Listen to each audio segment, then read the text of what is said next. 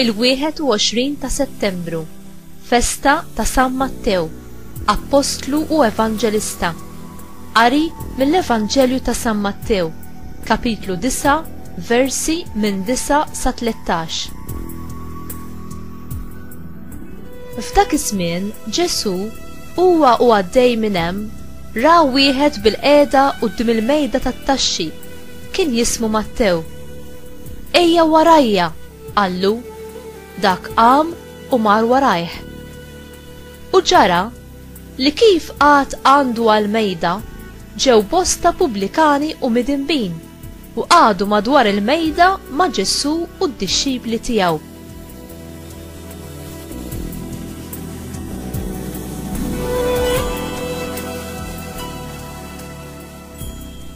Meta raw dan, il-Fariżej qalu lid-dixxipli: għaliex jiekol mal-pubblikani u l-midinbin li mallem tagħkom?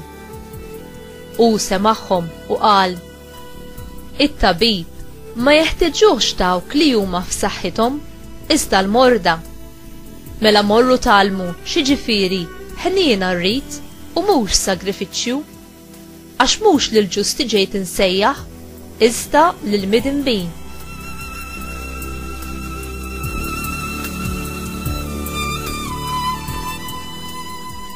Il-kelma tal-mulej, tifħir lilek Kristu.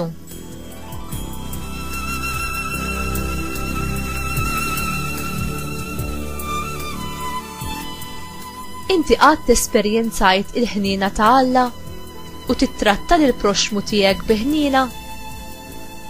In-nies fil-Palestina kienu maqsuma qishom f'żewġ gruppi, dawk li kienu riġidi fl-osservanza tal-liġi u l-bqija li ma kinux iżommu mar-regoli fid-dettalji tagħhom.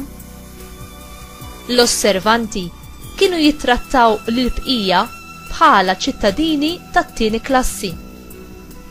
Kienu bi skruplu jevitaw il-kumpanija tagħhom, jirrifjutaw li jinnegozjaw magħhom, jirrifjutaw li jagħtu jew jirċievu xi ħaġa minn għandhom, jirrifjutaw li jitħalltu biż-żwieġ u jirrifjutaw li jgħaddu ħin ta' mistrieħ u divertiment magħhom, inkluż li jieklu magħhom. Meta Ġesu jassoċja lilu nnifsu ma' dawn it-tip ta' nies, mod speċjali dawk li kienu jiġbru t-taxxi u l-midinbin, dawk li kienu l-osservanti ixxukkjaw ruhom. Meta Ġesu sejjaħ lil Mattew biex ikun wieħed mid-dixxipli tiegħu, u għażel raġel li kien jiġbor it-taxxi u li minħabba il-professjoni tiegħu il-lut kienu joboduh. Fuq kollox kien jiġbor it-taxxi u mqabbad mir-Rumani li xejn ma kienu ġusti magħhom.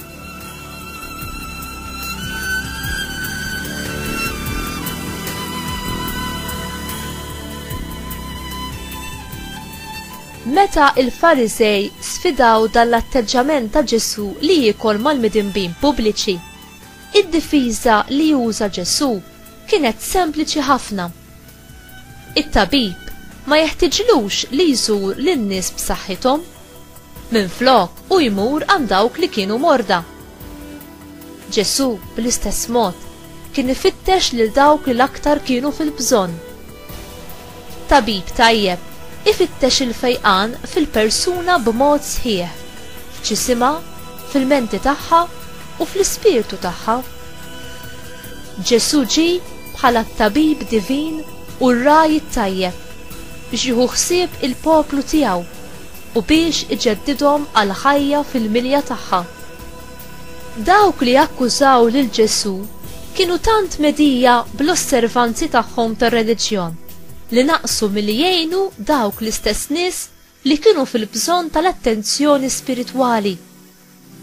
Ironikament, kienu huma wkoll li kellhom l-istess bżonn bħal nies li kienu jiddisprezzaw għax huma kienu egoisti u supervi.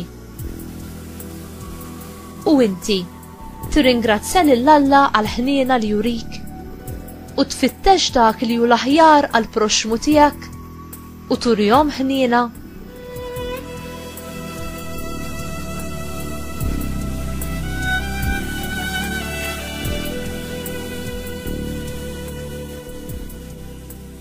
Eżiż Ġesu u Marija, aħna issa niġu għandkom fiduċja għaliex nafu li intom dejjem titrattawna biħnina. Il-qlub tagħna huma kiesħa, kebsuhom bl-imħabba bla egoizmu tagħkom. Il-qlub tagħna huma midimba, natfuhom bid-demm prezzjuż tas-salvazzjoni. Il-qlub tagħna huma dgħajfa, qawwuhom bl-ispirtu tagħkom ta' ferħ. Il-qlub tagħna huma vojta, imlewhom bil-preżenza ta' Alla. Il-qlub tagħna huma tagħkom, ipposseduhom dejjem u għalikom biss. Amen.